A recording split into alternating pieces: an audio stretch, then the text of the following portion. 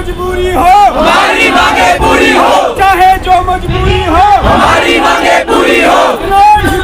जिंदाबाद। आज करो अभी, आज करो अभी करो, पूरी करो, राजपत्र जारी करो, जारी करो, जारी करो, राजपत्र जारी करो, जारी करो, जारी करो, आज करो अभी करो, राजपत्र जारी करो, आज करो अभी करो, राजपत्र जारी करो, आज करो अभी करो, राजपत्र जारी करो, राजपत्र जारी करो, राजपत्र जारी करो, राजपत्र जारी करो, जारी करो, राजपत्र जारी करो, राजपत्र जारी करो, आज करो अभी करो, चाहे जो मजबूरी हो, हमारी मांगे पूरी हो, चाहे जो मजबूरी हो, हमारी मांगे पूरी हो, चाहे जो मजबूरी हो। हमारी मैं नंदन मोहरा NIS DLED अध्यक्ष और पूरे देश से हमारी 14 लाख की संख्या है, जिसमें सैकड़ों की संख्या में आज माननीय शिक्षा मंत्री धर्मेंद्र प्रधान जी से मिलने के लिए हम लोग आए हुए हैं। और जैसा कि हम सुबह उनके आवास पर गए थे, एक शिष्टाचार के साथ उनके साथ गए, पर माननीय मंत्री जी हमसे नहीं मिल पाए और उनके कार्यालय द्वारा पुलिस प्रशासन की गाड़ी बुलवा करके हमको जंतर मंतर पर भेज दिया गया है। सर, आप और लोग के क्या मांगे हैं? हम आप लोग के पार्लियामेंट से हमारा एक अप्रशिक्षित शिक्षकों का प्रशिक्षण हेतु बिल पास हुआ और उसके उपरांत NCT ने 22 सितंबर 2017 को एक गजट पत्र जारी करने के लिए मान्यता का आदेश जारी किया और वो आदेश पत्र का गजट पब्लिकेशन न होने की वजह से पूरे देश के जितने भी NIS DLED कैंडिडेट हैं 14 लाख लोग, उनके साथ एक बड़ी भ्रम की स्थिति पैदा होगी। माननीय सर्वोच्च न्यायालय ने ये कह दिया इसका गजट पत्र अगर जारी नहीं किया है तो इसको मान्य कैसे ठहराया जा सकता है करके। तो माननीय मंत्री जी से आपके चैनल के माध्यम से, आप मीडिया के माध्यम से मैं इस बात को रखना चाहता हूं कि जल्दी से जल्दी 22 सितंबर 2017 का जो NCT का राजपत्र हेतु आदेश प्रशासनिक गलतियों के कारण नहीं हो पाया था, उसका अविलंब करें, जिससे कि हमारे जो टीचर हैं, हम लोग जो टीचर हैं वो बहुत रात दिन परेशान हो रहे हैं और उनकी पीड़ा जल्द से जल्दी। सर, आप लोग राजनेताओं पे दबाव डालते हो। जब सुप्रीम हाई कोर्ट या कोर्ट ने आप लोगों को इसका निरस्त करा, इसका निवारण करा, तो आपको कोर्ट का रास्ता अपनाना चाहिए ना। आप लोग धरना प्रदर्शन पे उतर आए। नहीं, धरना प्रदर्शन हमारा बिल्कुल भी उद्देश्य नहीं है। ये हम आप लोगों के माध्यम से पुनः मंत्री जी तक भी बात पहुंचाना चाहते हैं।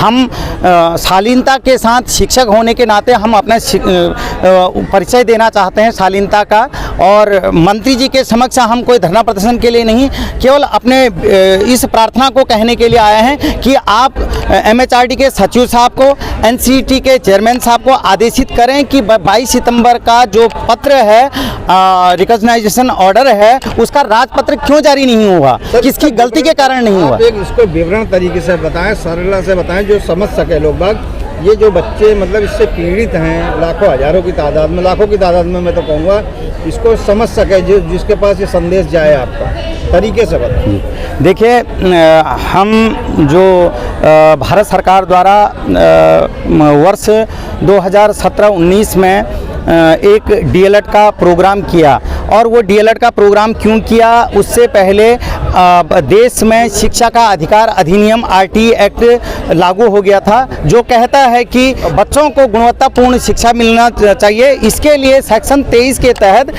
जो टीचर हैं, 23 अगस्त 2010 की NCT की अधिसूचना के आधार पर जो टीचर हैं वो वेल क्वालिफाई होने चाहिए।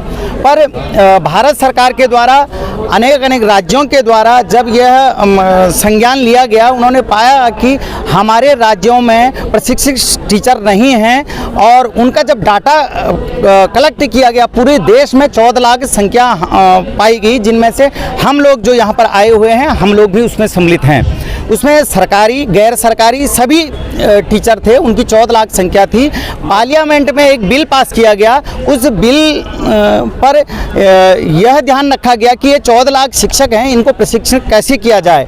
राज्य सरकारों के को मिला करके संयुक्त रूप से MHRD, NCT और भी जो राज्य सरकारें हैं उनको सम्मिलित करके एक जो DLED का प्रोग्राम 31 मार्च 2019 तक जो कंप्लीट करना था वो कोर्स हमारे समक्ष रखा गया और हमको यह भी कहा गया कि यदि आप यह कोर्स को नहीं करेंगे तो आपको जॉब से निकाल दिया जाएगा और उसके लिए हमसे शुल्क भी लिया गया और सरकारी डाटा के आधार पर 68 करोड़ का लगभग का खर्चा भारत सरकार ने भी इसमें खर्च किया है हमारे प्रशिक्षण को करने में। पर दुर्भाग्य से जब ये सब चीज़ संपन्न हो गई थी, पार्लियामेंट में बिल पास हुआ, कई मंत्रियों के द्वारा, कई सांसदों के द्वारा अपने विचार उसमें व्यक्त किए गए, पर दुर्भाग्य से 22 सितंबर 2017 को जब NCT ने आदेश पत्र गजट नोटिफिकेशन के लिए जारी किया, उसका गजट पत्र जारी नहीं हुआ और हम लोगों के साथ एक घोर विपदा यह आ गई कि आज हमको ये कहा जाता है कि माननीय नरेंद्र मोदी जी ने,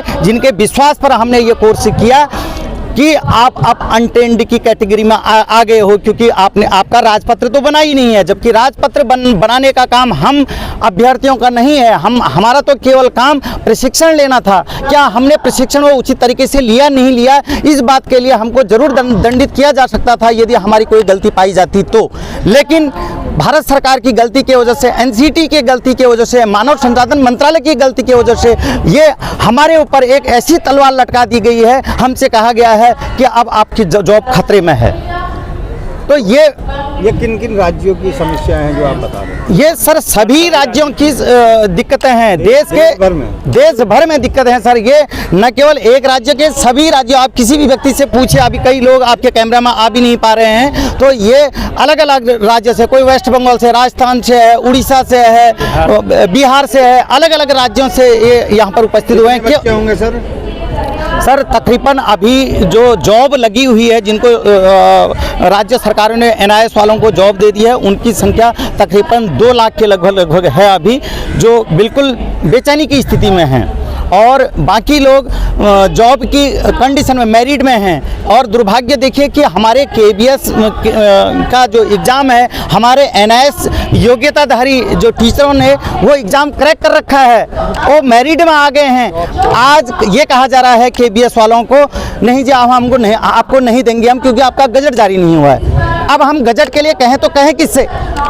माननीय मंत्री जी मिल नहीं रहे, केवल उनको इतना ही कहना था। प्रशासनिक एक्सीडेंटल जो आप लोगों के साथ घटना हुई, जो हुआ, उसके बारे में बताएं। आप जो सरकार को क्या संदेश देंगे इस जंतर मंतर की धरती से? मैं आप लोगों के चैनल के माध्यम से, आप विद्वान मीडिया जनों के माध्यम से माननीय मंत्री जी से कहना चाहता हूं, हम भी आपके बच्चे हैं, हमारी पीड़ा को समझिए। जो प्रशासनिक त्रुटियों के कारण 22 सितंबर 2017 को गजट पब्लिकेशन का कार्य अनकम्प्लीट है, प्रशासनिक त्रुटियों से हमारे ऊपर कुठाराघात जो किया जा रहा है, कृपया उसको संज्ञान लीजिए। उन अधिकारियों से को निर्देश दीजिए कि जो 22 सितंबर 2017 का गजट पब्लिकेशन का कार्य नहीं हुआ है, उसको गजट पब्लिकेशन करवा दीजिए, जिससे हम निर्भय हो सकेंगे और आपको जो हमने वोट दिया है उसको हम अपना सुखद पल समझेंगे कि माननीय मंत्री जी ने हमारी इस पीड़ा को समझा करके। Thank you.